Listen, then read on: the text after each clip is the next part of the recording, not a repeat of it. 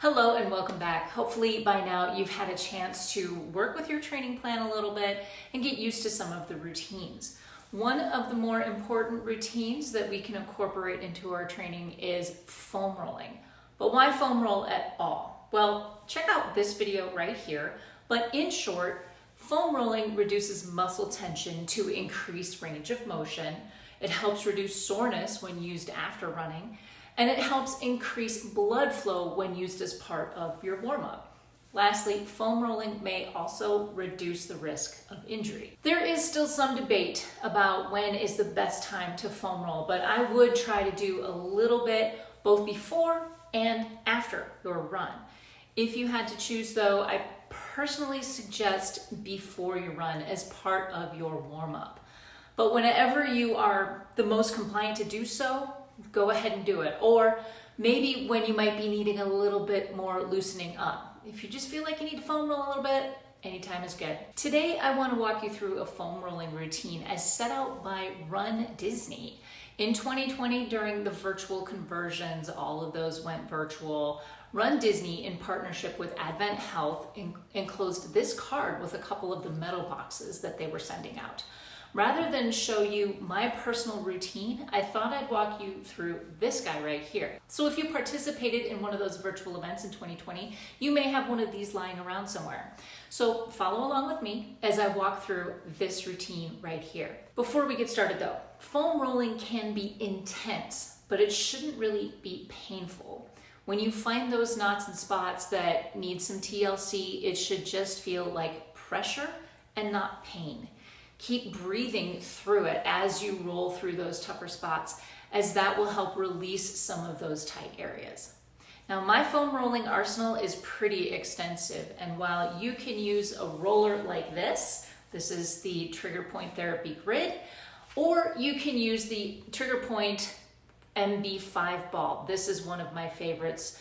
But you can also get the Grid 2.0, which is a bit more intense. Today though, I'm gonna be using this. This is something that you can find pretty much anywhere you find sporting equipment or like a sports store, anything like that. Your local running store will have something like this.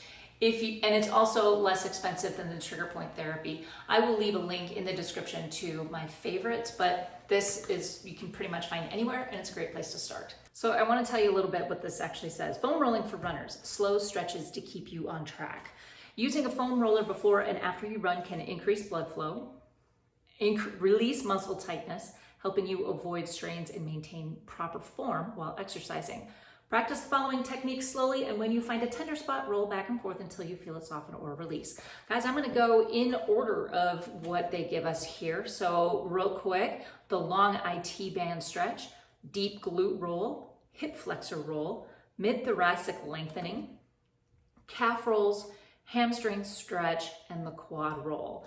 So I'm gonna run through each one of these and you can follow along as we go. All right, here we go. Long IT band stretch. Lay on your side. Here we go. All right, lay on your side with the roller below your lower leg, like above at the knee. It says at the knee here, but I would start up here a little bit higher on the leg. Slide your body over the roll, up to the bony part of your hip. I wouldn't go that far, just enough to where you feel that IT band, right along that IT band. The IT band is really a tendon, iliotibial band. It's a tendon and a ligament in there. So really foam rolling doesn't help that out all that much, but it does help the muscles around it that are attached to it. This is the tendon that attaches the knee to the hip, and it gets really, really tight in runners. So just kind of roll back and forth for a couple of minutes. 30 seconds to start.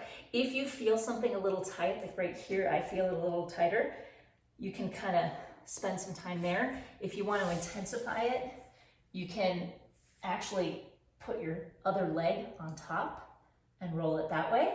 A couple of other things that you can do throughout any of these stretches or any of these rolling is that you can find a way and just kind of go back and forth, forward and backward, along the IT band, like across the muscle, and you'll feel that. You can kind of swing it back and forth. You can even bend And that's intense. That's super intense. All right, so that's the IT band on the one side, but we gotta do the other side too, don't we? So it takes me a while to move around.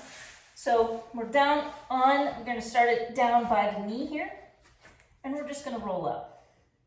And you may find too that one side is more tight than the other. Sometimes if our gait is off, or because we're not symmetrical, as much as we look symmetrical, there are microscopic differences from one side to the other. We favor one side over the other. We're right-handed, right? Or maybe we're not all right-handed, but we're one-handed. Very few of us use both hands to do a thing. So either you're right-handed or left-handed. You're also right leg or left legged. So you'll have a dominant leg. So you might find that because of that dominance on one side, you may feel a little bit more tenderness on one side or the other. So my right leg isn't quite as tight. So that is the long IT band stretch. Let's move on to the deep glute roll. Now this one, angle it this way a little bit. You're gonna sit on top of the roller. This is the one I really like to do with the MB5 ball and the grid, but I'm just gonna show it to you here. So your muscles in your glutes, there are quite a few of them, and they go really deep into that pelvic cavity. So what you do is you sit with your glute resting on the foam roller. You're gonna kind of lean to your side a little bit, cross that leg over your other leg, and just roll back and forth. Now, this is enough sometimes, but what you might find is rolling side to side will help this out too. You'll find some parts might be more tender than others. Remember, this is a really big, really strong muscle, and this is the foundation of your running. So keeping your glutes kind of loose and pliable, that's gonna help your running quite a bit. And again, you might find something that's a little tender in there. All right, let's switch to the other side. Switch it so you guys can see. Okay.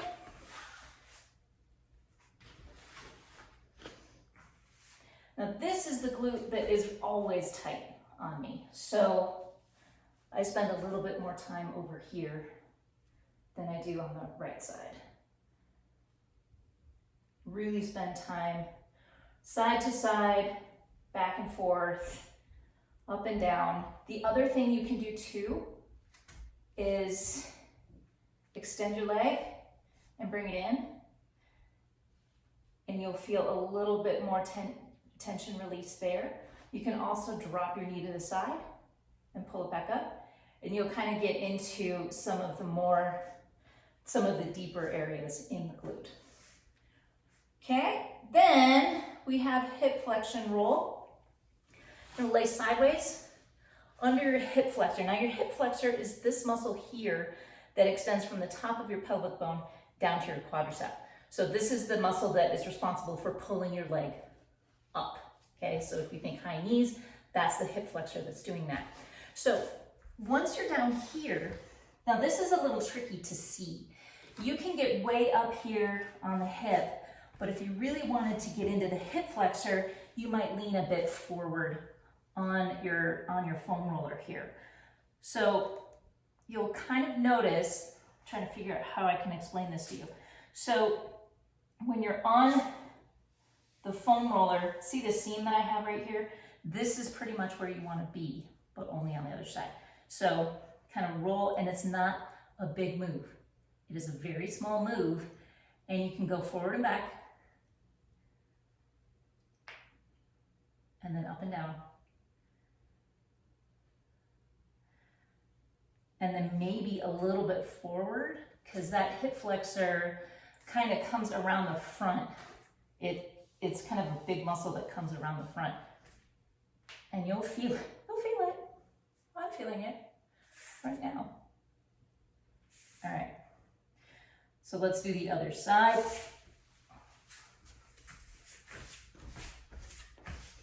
It takes a while to move. Okay.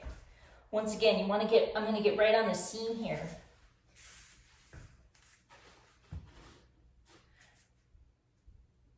There we go. All right, so once you're on that, come forward and back, up and down. And I just kind of alternate it sometimes, forward and back, up and down.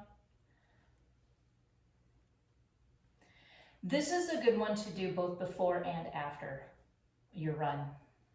I don't do this one very often, to be perfectly frank, but I also don't have a lot of problem with my hip flexors. I have a lot of problems with my glutes. So far, let's take a quick break because I want to mention, you'll find those trouble spots. I would suggest doing all of these, figuring out which ones are tougher to do than others, which ones are a bit more uncomfortable, because those are the ones you're probably going to want to do more and kind of get in there a little bit. If there's something tight, that's where you want to spend the time, both before and after. Doing this whole routine will be helpful maybe once a day, or maybe once every other day, or maybe the days that you run. But you will find the trouble spots, and that's where I suggest you spend the time on your foam rolling. All right, mid-thoracic lengthening. This is a back stretch. So ladies, you're gonna find your bra strap here, and that's where we wanna meet the foam roller, okay? So what we're gonna do, you see where the foam roller is, right under, it's just underneath my shoulder blades, okay? So it's sitting just below my shoulder blades right now. My rear end is on the floor. I'm gonna lift it up here in a second. Right now, I'm going to support my head, but not pull with my hands. So I'm gonna lift my hips off the floor, and I'm gonna go up toward my shoulders and back. And this is just along that upper back. We do not wanna go any lower than that bra line, ladies, or just below the shoulder blades. Do not go beyond your rib cage. We want to protect that low back. The other thing you can do, make sure that your belly button is kind of drawn in toward your spine, which is going to protect your low back as well. So up and down. A couple of other modifications you can do with this. You can do this with your rear end resting on the ground. You can kind of do almost like a curl, but not really a curl. You're just gonna kind of lean forward and lean backward, and you'll feel that in certain spots. You can also pull your arms to the front to get a deeper stretch, to pull the shoulder blades apart and get up in between the muscles in between the shoulder blades there. You can also lean to one side or the other and kind of just push back and forth. It's not a big move here. You can do that on both sides. It's just a different way. These are just modifications, variations on a theme, if you will. All right, so that's your foam rolling. My hair's falling apart. Okay, second side. Calf rolls. These are my favorite. This is where I spend a ton of time. Calf rolls are really important for runners because we push off with our calves all the time. I spend so much time here. It's almost the only foam rolling I do because everything else kind of stems up from my calves. So start here. In fact, let me do this one first. I'm gonna do the left leg first. So now it's marked by my capris here, but you have a larger muscle at the top, on the top half of your calf, and then one long muscle that goes from your ankle, from your hamstrings, or excuse me, from your Achilles tendon to the top of your leg. There are two muscles in here. There's kind of a meeting place, and this is where we want to start. So if you start at that kind of juncture between the gastrocnemius and the calf muscle, the soleus and the gastroc. See, I know my words. We're going to go back and forth. I like to start side to side. Now, there are multiple ways to make calf rolls more intense or less intense. This is the least intense. I've got my rear end on the floor. I've got one leg on the foam roller. You can make it more intense here by pulling yourself yourself up off the floor, which you'll probably have to do at some point anyway. You can make it even more intense by crossing one leg on top of the other. For clarity, I'm just gonna keep one leg down. So start in the middle of your calf, roll down and back to that middle part. You don't need to go all the way up and all the way down. This is a much smaller move. So you do this a few times, then reposition and go all the way to the top, all the way to the joint, okay? I'm gonna recenter myself on the camera here so you guys can see. Now, I naturally just go into my regular calf rolling routine. So I will get all the planes of the calf roll, okay? I just go back and forth, side to side. I go faster, I go slower. If there's something that feels a little wonky, I get in there. I will flex and point my toes, and flex and point. And that really gets in there. The other thing I will do is roll my ankles both directions, okay? Because that gets in there too. It activates everything in the calf muscles. So that is the calf. I'm gonna do the other side here. So once again, I start by rolling back and forth, or up and down. There's no official order. Honestly, getting in here, so this here for me, super tight. I've been having some problems with my calf muscle toward the inside here. So I spend a little bit more time here. I pull it up and down, and then I get to the top of the calf, back and forth, and then I just kind of dig in there all the way around. Now, this RunDisney page, it's a bit easier, but this one, you can really play around with this, with the foam rolling of the calf, and spend some time here. I will do this in bed. I will have my foam rollers sitting in bed while I'm reading and just kind of back and forth, up and down, just to kind of loosen things up before I go to bed. All right, so I guess if I had my favorites on this list so far, calf rolls and the glute roll, all right? So those are the ones I do most frequently. Next up, hamstring stretch. So this isn't really a stretch, it's more of a roll. You're gonna do the same kind of motion. And again, you can make this more intense by crossing one leg over the other, but you absolutely have to get up off of the floor to roll your hamstrings.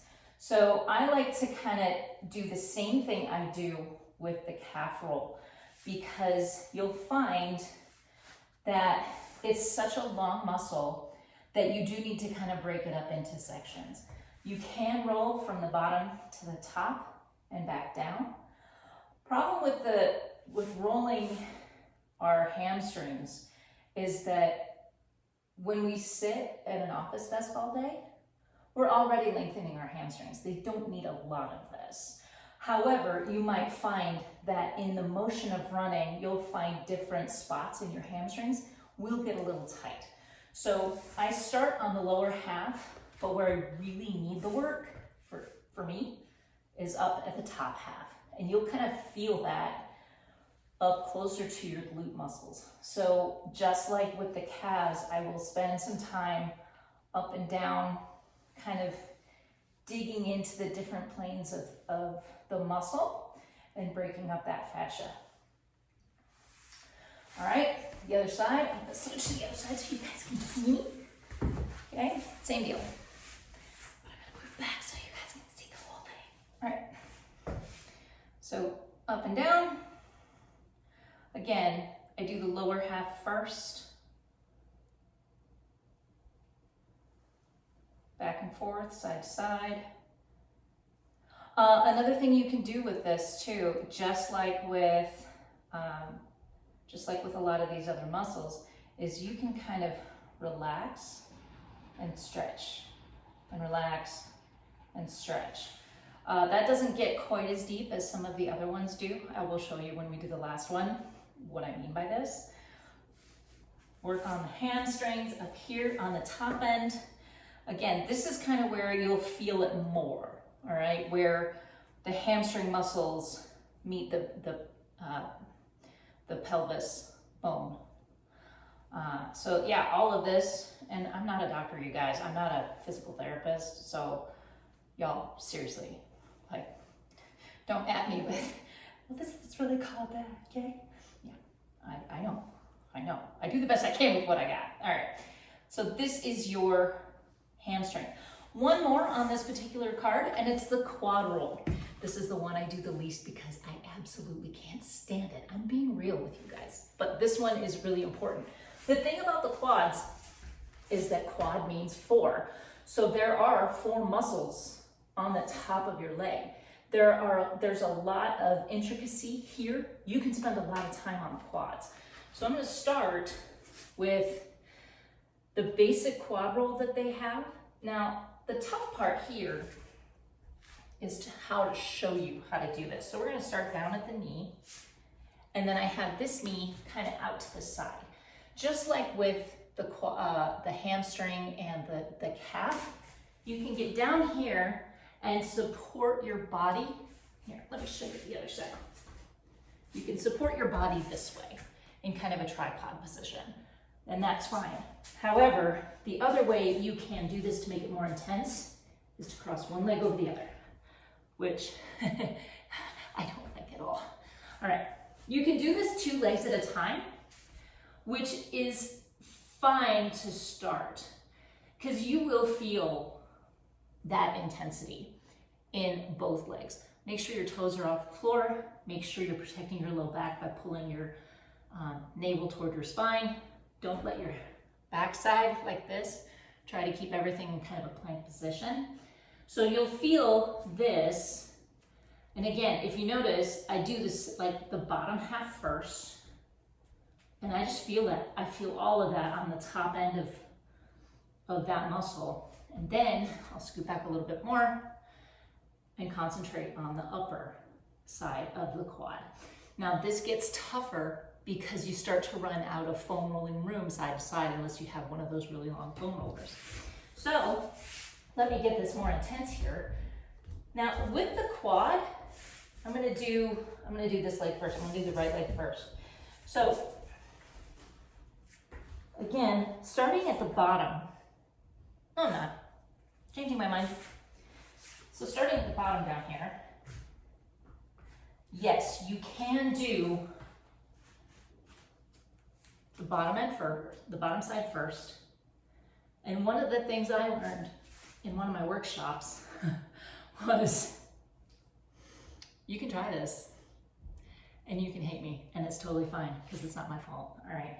So another way you can make this more intense is side to side, okay? When you get to that center part of the quad, just like with the calf muscle, there's kind of a halfway point of the muscles here. So right in the center of those muscles, you'll kind of feel that if you go side to side. Then the other thing you can do, which is super fun, I don't even want to do it. You bend and flex. And just breathe. You bend and flex. It's so fun. All right. And then you can continue up to the top side of the quad. Now, the other thing you can do, because there are different muscles, I'm going to straighten my back leg here, my floor leg, and kind of get in on the side quad muscles. So you'll feel that here, just nice and small on that, just around that knee, okay? So this isn't required, but you can kind of play around with all of the different faces of the muscles, all right? Then I'm gonna switch to the other side. Okay, see if you can see this here. Now this isn't an IT band stretch. This is a quad roll, all right? See if I can do this and balance somehow. Okay, so you'll feel that outside quad roll out a little bit more too, okay? So the quad muscles, you can spend a lot of time. The other thing about quads about quad rolling is because you can spend so much time here. It's a really good, I'm like breathing hard. It's really hard to stay in this position if you're not doing your planks, if you're not doing your push-ups and so on and so forth. So this is a hard position to maintain. You can spend a lot of time with the quad rolling. But guys, that is everything here on the RunDisney foam rolling page. And I want to ask you, if you have any concerns, if you have any questions, please leave those in the comments and I will do my best to answer them. But I hope this helped. I hope this is a good follow along workout for you. Please let me know. And if you have any questions, you can either leave them in the comments or you can reach out to me at CoachHJ at runnerswithoutlimits.com. Happy running, you guys. Great work today.